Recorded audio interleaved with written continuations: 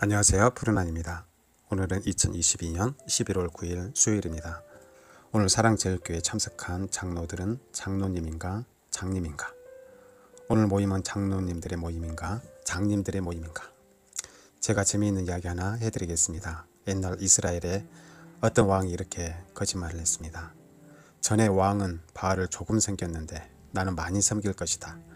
이제 내가 바알에게 큰 제사를 드리려고 하는데 바알의 모든 선지자와 모든 섬기는 자와 모든 제사장들은 한 사람도 빠지지 말고 이곳에 모이도록 해라. 모이지 않는 사람은 살아남지 못하리라. 그래서 바알을 섬기는 모든 사람들이 바알의 신당에 가득 차게 모였죠. 그 왕은 예복 맡은 자에게 예복을 내다가 바알을 섬기는 모든 자에게 입게 했습니다. 그러면서 이렇게 말했습니다. 여기는 바알을 섬기는 자들만 있어야 한다. 초대받은 사람만 와야 한다. 혹시 여호와의 종이 있으면 여기 있지 못하게 하라. 그리고서 그 왕은 밖에다가 80명의 군사를 배치하면서 그들에게 이렇게 엄격하게 말합니다. 여기 안에 있는 한 사람이라도 도망하게 하면 너희가 그 생명을 대신 감당해야 할 것이다. 그렇게 말하고서 그 왕은 호위병과 지휘관들에게 이렇게 명령합니다. 들어가서 한 사람도 나가지 못하게 하고 죽이라. 왕의 명령에 따라서 그들은 안에 들어가서 칼로 바알을 섬기는 모든 사람들을 죽이게 됩니다. 여러분, 이 왕의 이름이 누군지 아시죠? 네, 맞습니다. 바로 예후입니다.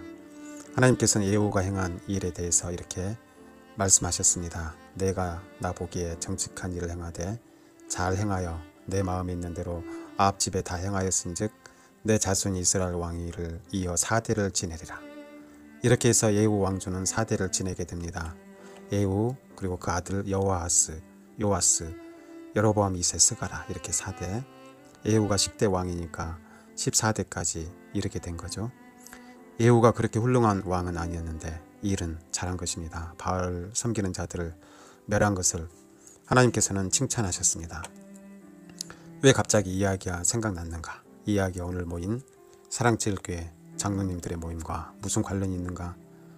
직접적인 관련은 없을 수도 있습니다. 다만 그때 모인 바알을 섬기는 자들이 마치 장님과 같다.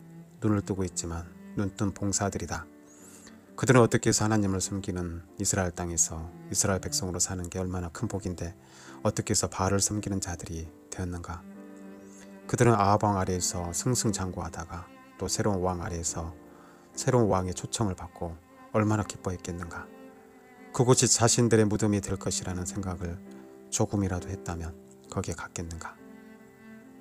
만약 그들이 조금이라도 그런 생각을 했다면 그들은 거기에 참여하지 않았을 것입니다. 바알을 섬기는 자들은 한마디로 개죽음을 당한 거죠. 여러분, 이것이 남의 이야기만이 아닙니다. 이 세상에서 돈을 사랑하고 자기 행복을 쫓아 돈을 추구하는 사람들의 종말입니다. 교회 다닌다고 하지만 돈을 사랑하고 그렇게 나가는 사람들의 종말이죠. 그들이 백성의 지도자가 되어 백성들을 인도한다는 것, 마치 소경이 소경을 인도하는 것과 같다. 소경이 소경을 인도하면 어떻게 되겠느냐? 둘 다 구렁텅이에 빠지지 않겠느냐? 성경에서 장로의 조건으로 이렇게 말씀하고 있죠. 디모데전서 3장 3절에 술을 즐기지 아니하며 구타하지 아니하며 오직 관용하며 다투지 아니하며 돈을 사랑하지 아니하며 돈을 사랑하지 않는다. 디도서 1장 7절에 감독은 하나님의 청지기로서 책망할 것이 없고 제 고집들 하지 아니하며 급히 분내지 아니하며 술을 즐기지 아니하며 구타하지 아니하며 더러운 이득을 탐하지 아니하며 더러운 이득을 탐하지 않는다. 베드로전서 5장 2절에는 너희 중에 있는 하나님의 약물을 치되 억지로 하지 말고 하나님의 뜻을 따라 자원함으로 하며 더러운 이득을 위하여 하지 말고 기꺼이 하며 더러운 이득을 위하여 하지 말라. 이렇게 말씀하고 있죠.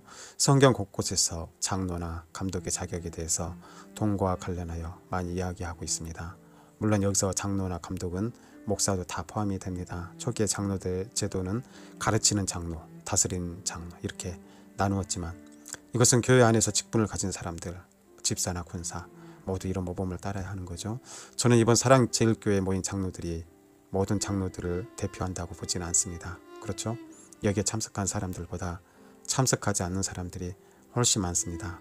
그러나 거기에 모인 사람들을 볼 때, 그리고 한국 최초로 이런 장로 위로 대회라는 명목으로 돈잔치를 하는 것을 볼 때 이것이 어떻게 또 어떤 식으로든 좌파들의 표적이 될 텐데, 그래서 한국교회 장로의 명예가 땅에 떨어지고 한국교회가 욕을 먹지 않을까 두렵습니다. 아이러니하게도 공산주의가 늘어나는 이유는 이렇게 기독교가 세상에서 빛과 소금의 역할을 못하고 돈잔치를 할 때 주사파 공산주의가 늘어나는 것을 알 수 있습니다. 그렇죠? 러시아의 정교회가 권력과 돈으로 타락할 때 공산주의가 왕성하게 일어났습니다. 다른 나라 공산주의 국가도 마찬가지입니다. 헝가리, 폴란드 이런 나라도 교회가 돈과 권력으로 썩을 때 거기에 반대해서 민중을 선동하고 왕성하게 일어난 게 공산주의입니다.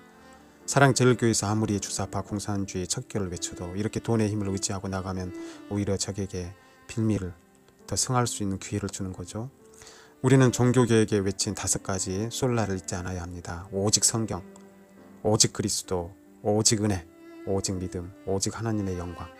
이것을 위해서 이것만이 이 나라와 이 교회를 살릴 수 있습니다. 돈을 의지하는 자는 돈으로 망합니다. 종교개혁자들은 장로들에게 돈을 뿌리지 않았습니다. 그들은 오직 하나님의 말씀만을 깊이 있게 전했고 거기에 감동받은 장로들이 자기의 전 재산을 바쳐서 하나님 나라와 영광을 위해 살았습니다. 그들은 죽음 앞에서도 두려워하지 않았습니다. 나는 그리스도와 함께 죽었고 살아났다. 이제 내가 사는 것이 아니라 그리스도께서 내 안에 살아계신다. 사나 죽으나 나는 그리스도의 것이다. 그리스도만이 나의 전부이다. 이 땅 위에서 이러한 영광스러운 그리스도의 복음만이 증거되기를 우리는 간절히 바라고 나아가야 합니다. 이상 푸른 한이었습니다.